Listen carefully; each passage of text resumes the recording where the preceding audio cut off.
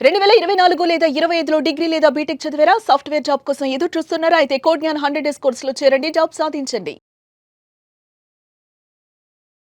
నమస్తే మేడం. నమస్కారం. ఎస్పెషల్లీ చిన్న పిల్లలు వాళ్ళ బిహేవియర్ గురించి, వాళ్ళ అంటే ఆ వయసులో ఎందుకు అలా బిహేవ్ చేస్తారన్న దానిపైన మనం ఎక్కువగా మాట్లాడుతున్నాం. కానీ చాలా మంది పిల్లలు చాలా ఉన్నతంగా ఆలోచిస్తూ ఉంటారు. 6 ఇయర్స్ నుంచి మనం అబ్జర్వ్ కనుక చేస్తే ఏదో చెయ్యాలి అని క్రియేటివ్గా ట్రై చేస్తూ ఉంటారు వాళ్ళు. ఇదేంటి మన ఇంట్లో ఎవరికి లేని ఆలోచనలు వీడుకున్నాయని తల్లిదండ్రులు కూడా షాక్ అవుతూ ఉంటారు. అవునండి.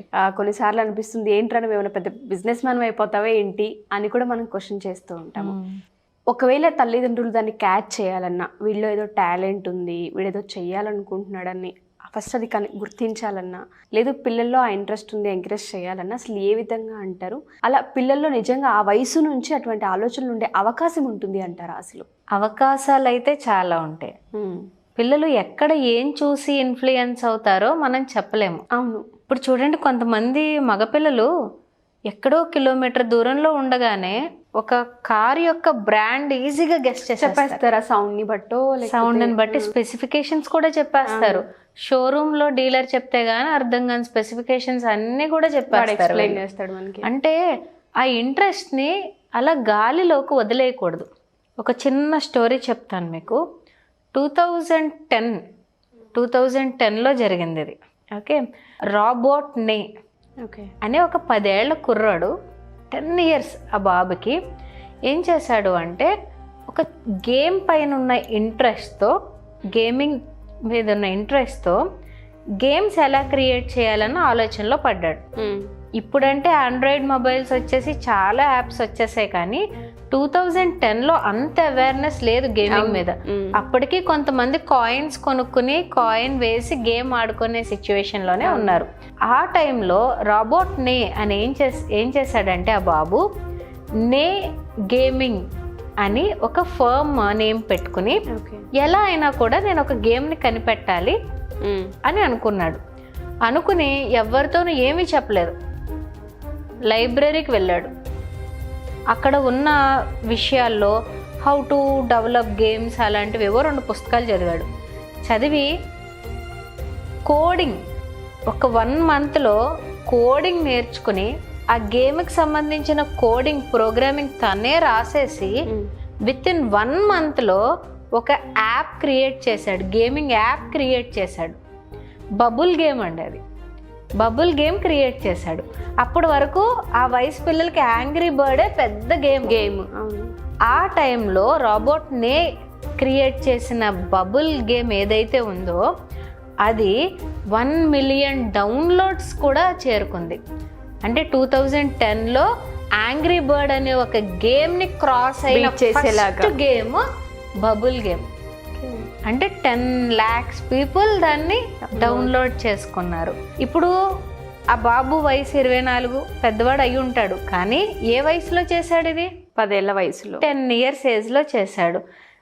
మనం ఏం చేస్తున్నామంటే, పిల్లలకు ఆలోచన వచ్చినప్పుడు యాజ్ ఎ పేరెంట్ వాళ్ళ డైరెక్షన్ వాళ్ళు తెలుసుకుంటే పర్వాలేదు.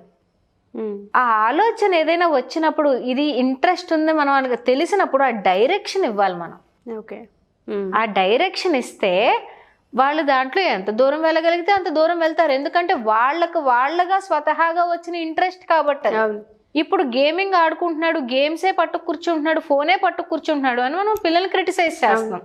మనము అది ఇంట్రెస్ట్ అని తెలుసుకుని దానికి ఒక డైరెక్షన్ చూపిస్తే, ప్రతి ఒక్క ఇంట్లో కూడా ఒక రాబోట్నే ఉంటాడు కదా ఖచ్చితంగా. కాబట్టి ఎవరికైనా ఏదైనా ఇంట్రెస్ట్ ఉన్నప్పుడు ఇది ఎలా క్రియేట్ చేసుకుంటున్నాడు. ఆ బాబు ఇంచుమించుగా రెవెన్యూ కూడా క్రోర్స్లో రెవెన్యూ జనరేట్ చేసేసుకున్నాడు చాలా చిన్న ఏజ్లోనే. అంటే గేమ్స్ ఇంట్రెస్ట్ ఉంటే దానిపైన, గార్డెనింగ్ ఇంట్రెస్ట్ ఉంటే గార్డెనింగ్ పైన, వాళ్ళకి ఇది ఇంట్రెస్ట్ ఉందని తెలిసినప్పుడు మనకి ఎక్కువ బాధ్యత పెరుగుతుంది. ఇప్పుడు ఆ ఇంట్రెస్ట్లో వాళ్ళకి ఒక పాత్ క్రియేట్ చేయాలి, ఒక డైరెక్షన్ ఇవ్వాలి. ఇలా వెళ్ళు నాన్న ఇంకా బాగుంటుంది అని చెప్పాలి. Money is not the prime objective here, but money ఆటోమేటిక్గా బై ప్రోడక్ట్లా వస్తుంది. ఇక్కడ విషయం ఏంటి అంటే, నీదంటూ నీ సిగ్నేచర్ ప్రోడక్ట్ ఒకటి బయటకు తీసుకురావడం అనేది ఎప్పుడైతే పేరెంట్ ఒక డైరెక్షన్ ఇస్తారో పిల్లలకి, వాళ్ళు ఇంకా టైం వేస్ట్ చేయడం అనేది, వేరే ఆలోచనలోకి వెళ్ళడం అనేది చేయకుండా ఈ గేమింగ్ ఇంట్రెస్ట్ ఉన్న వాళ్ళతోనే ఫ్రెండ్షిప్లు చేసుకుంటారు, అందులోనే మంచి సర్కిల్ డెవలప్ చేసుకుంటారు. ఎప్పుడైతే మంచి సర్కిల్ ఒకే గోల్ ఉన్న వాళ్ళతో డెవలప్ అవుతుందో ఉన్నతమైన ఆలోచనలు వస్తాయి, ఉన్నతమైన ఐడియాస్ వస్తాయి. 25 వచ్చాకనే బిజినెస్ పెట్టాలా, 35 వచ్చాకనే చెయ్యాలా? ఒక పేరెంటల్ గైడ్ ఉంటే 10-15 సంవత్సరాల్లో మనం చేసుకోలేమా? చేసుకోవచ్చు. Anybody can do anything with proper right direction and mentor. Exactly. So పిల్లలకి ఏమైనా అలాంటి ఇంట్రెస్ట్ ఉంటే మనము ఒక గైడెన్స్ ఇవ్వాలి. స్కూల్ అవర్స్ అయిపోయాక 1 గంట, రోజు 1 గంట, 100 గంటలు వాళ్ళు ఆ యాక్టివిటీలో ఇన్వెస్ట్ చేసి ఏదైనా నేర్చుకుంటే వాళ్ళు ఎక్స్పర్ట్స్ అవుతారు ఆ ఫీల్డ్లో.